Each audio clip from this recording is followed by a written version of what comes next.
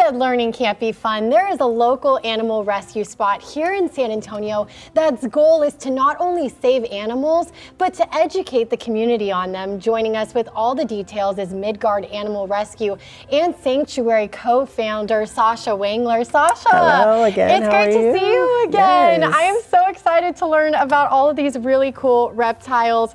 Who's this guy we're seeing right here? So this is a little young Chinese water dragon. They're from the Asian continent, and her name is Rosie. Rosie. So she's similar to other lizards, but they're in a whole family of their own called Agamidae. Wow. And there's only 3 different types of these types of lizards in the world. Wow. 3 different species. There's a lot of lizards in San Antonio, but I don't think I've ever seen a lizard like this. She'll lay down and calm down. There she Aww. goes. Yeah. And so they look like an iguana, but they're not related to iguanas at all. Iguanodines are a totally different species, which we do have an iguana here. That's and then neat, we have this one right because it here. looks just like an iguana. That's Yep. true. That's really, really neat. I love this habitat as well. So if you were to have one of these, what would you recommend when it comes to caring for it? Well, they have to have a very damp environment, not wet, not soaking wet, but they do like water. So they do like to jump in big reservoirs of water. They like to have that high humidity. And these are insectivores. So I know we're in school week, so let's learn some of them big words, you know. Oh, yeah. So they are an insectivore. So does that mean that they mostly eat insects? They mostly eat insects, but they can eat other things like, so they are carnivore kind of too also, because they eat little baby mice and little tiny bugs and other little lizards too. Wow, and I bet kids love that. And I know this is our big back to school show. Yes. And something really neat is you actually bring these animals that we're seeing to schools to educate children on them. So I bet when they eat a bug or something, I bet the kids go crazy over that. Yeah, That exactly. is- They're that like, oh is my a- gosh, that- especially because some of them eat the bugs alive, some of them eat them dead. So it just depends on how they're, what their particular reason why they want to eat. How they Yeah, want to eat. that's definitely a very fascinating thing to watch. Okay, and who's this guy over So here? this He's right hiding. here, He's a little camera shy today. There she goes. So there we go. This is from the African continent. This is called the Uromastyx. There's several different species and coloration variations of these guys right here. And these guys are great pets because a lot of people like that little tail. Look at that tail. It's all armored and spiky.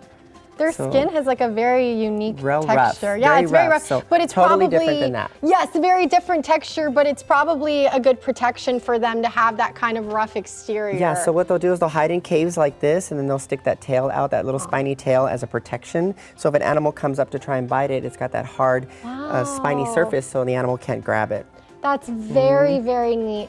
And then I know that our next one, this one was really wowing a lot of people behind the scenes. I was not expecting something this large. So who is this guy over here? This right here, so we have the big reveal. This is Caraxes. Caraxes is actually a green iguana.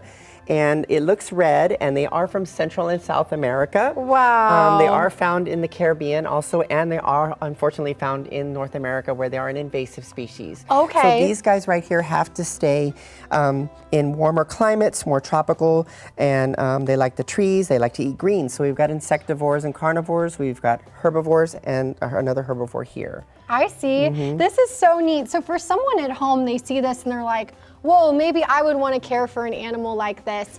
What does that look like? Like what type of environment do you need? Do you need a very large environment for something like this? So for these kind of guys right here, like these guys can be in smaller terrariums and such, but these guys, they're going to require an outside enclosure. They need to be in the sun. They love the wet weather when it rains, but you need to have enclosure where they can hide away from the rain as they want to.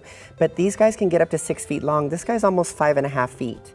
So as they get bigger, they also have claws that are sharp. They do have teeth. Even though they don't eat meat and they just eat greens, they still have teeth. And they can hurt you, so you just don't want to get hurt by that. Those and are the tail. Definitely good notes. So definitely want to be well educated if you're going to bring this into your home. Oh, I know yes. something as well. You have a fundraiser coming up. What can people expect from that? Oh, so our fundraiser that we're having right now is actually called a fence raiser, because we are raising funds to hopefully, we have expanded our property. We have 13 acres that we are expanding in out in another county. And we're going to keep our house here, our rescue area here as a place for drop off, and then have that 13 acres to expand.